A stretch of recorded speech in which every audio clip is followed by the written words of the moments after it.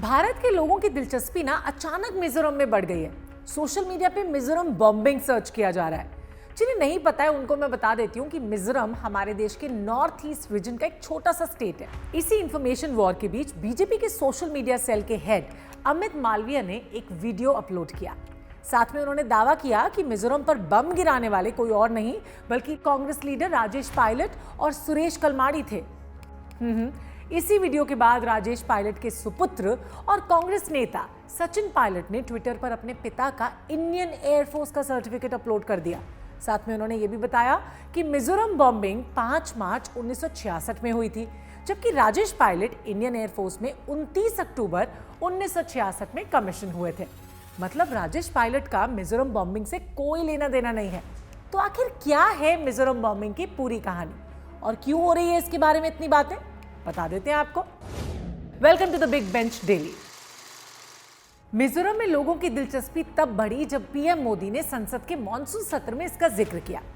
Actually Congress Manipur में हुई हिंसा और महिलाओं के बलात्कार को मोदी सरकार की सबसे बड़ी नाकामी के रूप में प्रोजेक्ट करना चाहती थी, इसलिए अविश्वास प्रस्ताव लाने का मुद्दा उठाया।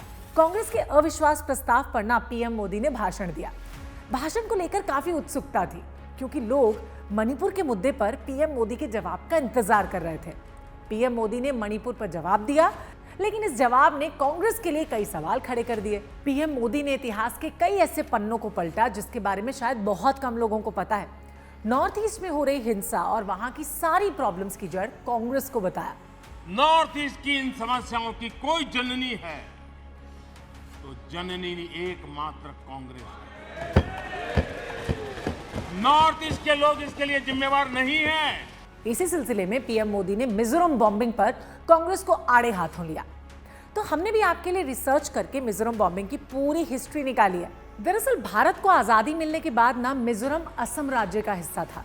1956 से 1960 के दौरान वहां भारी अकाल पड़ा। उस वक्त मिजोरम की एथनिक ट्राइब्स यानी आदिवासियों के मन में असम सरकार को लेके असंतोष पैदा हुआ। असंतोष बोले तो डिससेटिस्फैक्शन। असम सरकार के ऊपर मिजोरम की एथनिक पॉपुलेशन के साथ भेदभाव करने का आरोप लगा। अब इस भेदभाव से नाराज होकर वहां की जो जनता है वो मिजोरम को अलग देश बनाने की मांग करने लगी।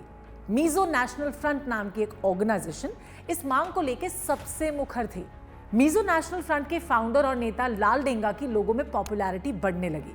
धीरे धीरे ये मांग हिंसा का रूप लेने लगी। भारत सरकार ने हिंसा को कंट्रोल करने के लिए मिजोरम में आर्मी भेज दी, लेकिन इसके बावजूद भी ना तो हिंसा रुक पाई और ना ही मिजोरम को अलग देश बनाने की मांग। अपने लक्ष्य को पाने के लिए ना मिजो नेशनल फ्रंट ने मिजो हिल्स में तैनात की गई इंडियन आर्मी को भगाने के लिए ऑपरेशन स्टार्ट कर दिया। इसी सिलसिले में उन्होंने असम राइफल्स के अलग अलग पोस्ट को तबाह करना शुरू किया।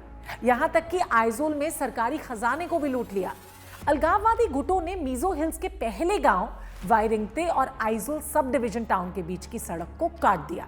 हिंसा रोक पाने में असमर्थ असम सरकार ने 2 मार्च 1966 को मिजो हिल्स के कई इलाकों को डिस्टर्ब्ड एरिया घोषित कर दिया। भारत सरकार मिजो नेशनल फ्रंट के खिलाफ जबरदस्त कार्रवाई की तैयारी करने लगी, लेकिन ये कार्रवाई ऐसी होगी किसी ने सोचा भी नहीं था। इंदिरा गांधी सरकार ने मिजोरम में एयरफोर्स को भेज के वहां बम गिरवाए। असम के तेजपुर और जोरहाट से एयरफोर्स का प्लेन उड़ा और आइजोल के कई इलाकों में मशीन गन चलाई गई और बम भी गिरवाए गए। कई इमारतें इसमें तबाह हो गईं और कई नागरिक मारे गए। ऑफिशियल आंकड़ों की अगर बात करें तो उसके हिसाब से इस ऑपरेशन में 13 सिविलियंस की मौत हुई, लेकिन लोगों का कहना है कि ये आंकड़े तो उससे कहीं ज्यादा हैं।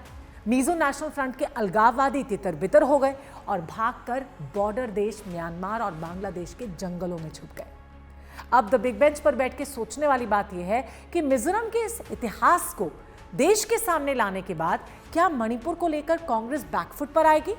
आप इस पे क्या सोचते हैं? हमको कमेंट सेक्शन में लिख के भेजिए। और हाँ, हमारे चैनल को सब्सक्राइब करने के लिए सब्सक्राइब बटन को प्रेस कीजिए। And for more such stories keep watching the big bench. बैठ के सोच।